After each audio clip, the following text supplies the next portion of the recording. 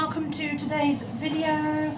I'm going to make the Yule log, which is my traditional thing around this time of year. So we're going to go ahead and crack on with the Yule log today.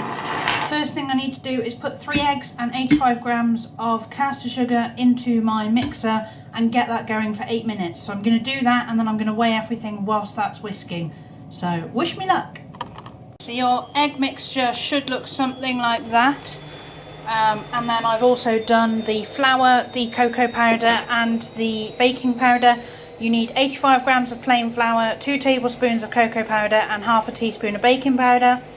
I've sieved all that into the jug and it says to put it on the egg mixture, fold in carefully, then pour into the tin. I haven't greased my tin yet, so I'm going to quickly do that and then we're going to pour this in and fold it in very carefully before it goes in the oven. So I've folded it all in and I've put it all onto my tray, so this goes in the oven for 10 minutes. Okay, so I've managed to take the paper off the sponge, and now I literally use this paper that's on the side with me and I have to roll this so that it makes a log shape, like so, and then you leave that to cool, and hopefully I have to try and go a bit tighter than that, you know.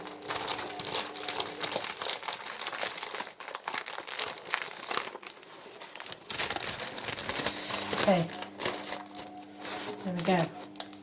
And then I've got to now leave that cool without it unravelling.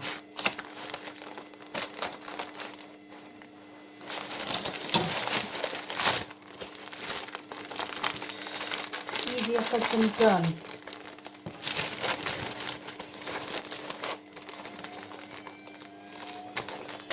Okay, how can I stop that unravelling?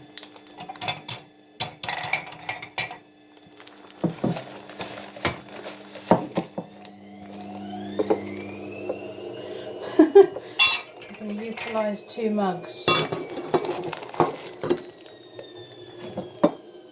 There we go.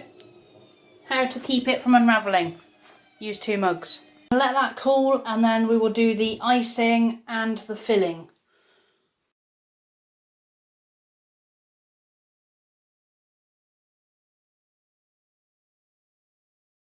Okay, it's icing time, but before I do that, I thought I would include a little snippet from somebody who would like to say hello, so I will also include that. Hello YouTubes, hello the YouTubes. So I'm hoping you can hear me over the kettle. There is 50 grams of butter in this bowl, which is going to go over a bain-marie, I believe it's called.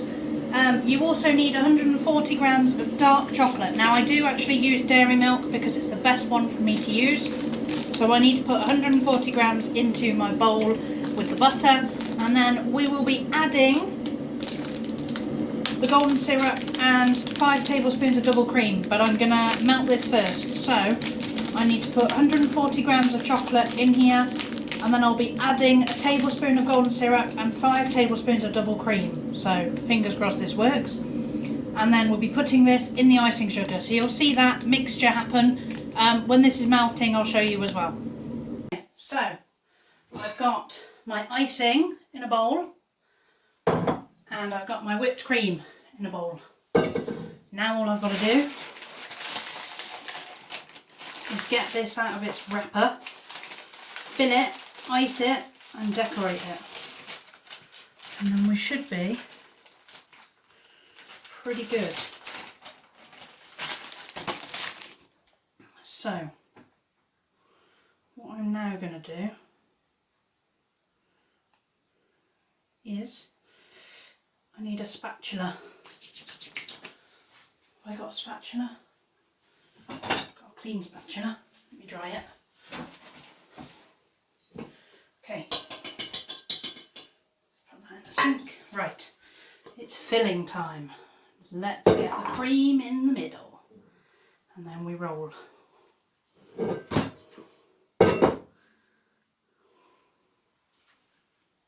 It is breaking a little bit, but it should be okay.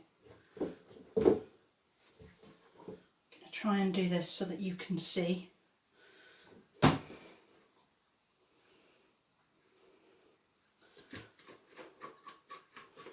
you only need a little bit of cream. This is like a 300ml pot minus the 5 that you put in the icing itself. That's probably enough in there actually.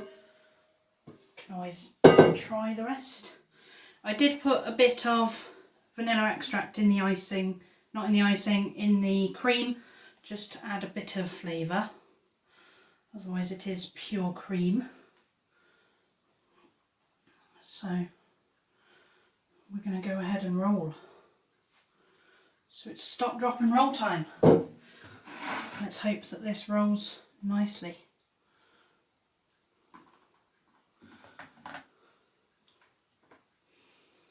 Okay, that's as rolled as it's going to get. I do have bits of cake over me.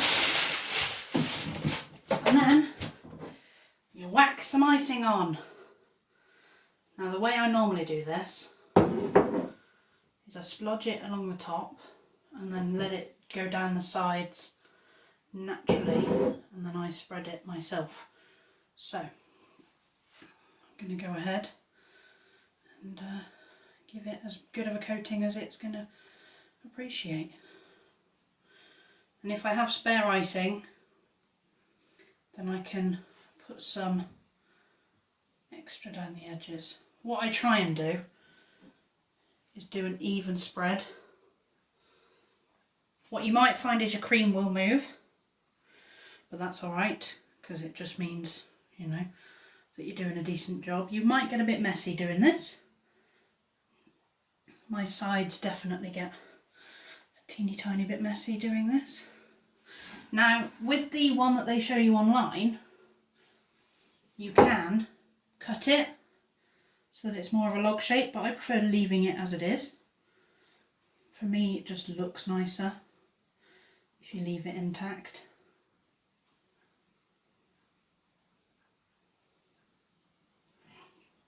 And try and put some more this side. Like I say, you want to try and get as much icing on as you can, because you want it fairly evenly coated.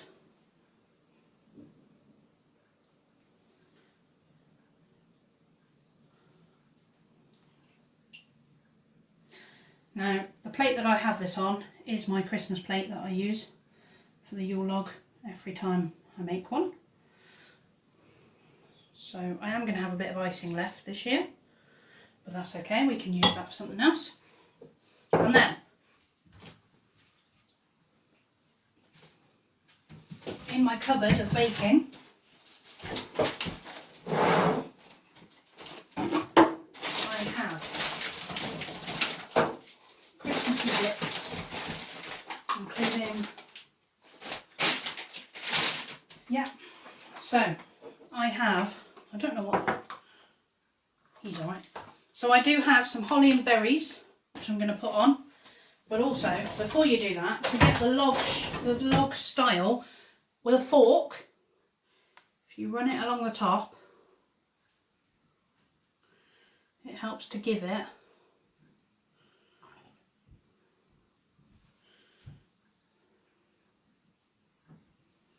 that kind of log style tree that you would be looking for in an actual Yule log. That's all got clumped on the fork. Clear the fork. Yeah, what you might find is that the icing's a bit sticky. There we go. So that looks kind of Yule loggy. So now I've got some holly and berries, which I'm going to sprinkle some on the top. This is my cheats way of decorating a Yule log. So I've got some holly and berries. I've got some gingerbread men.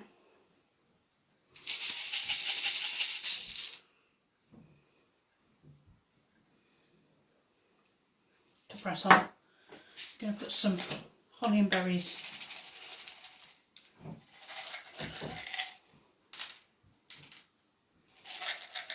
try and put some of these down the side as well.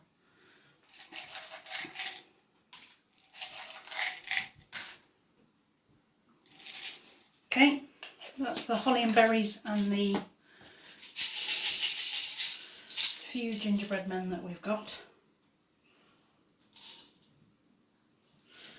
And then I do have an Asda Christmas decoration. It's a snowman. And he's going to go right on the top, like so.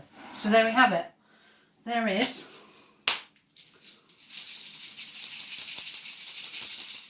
I'm going to put a few of these on.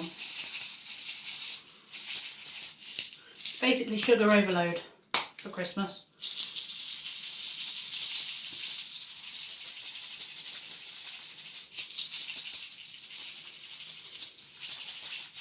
There you go. And that is the Christmas Yule Log. There we have it. Christmas Yule Log.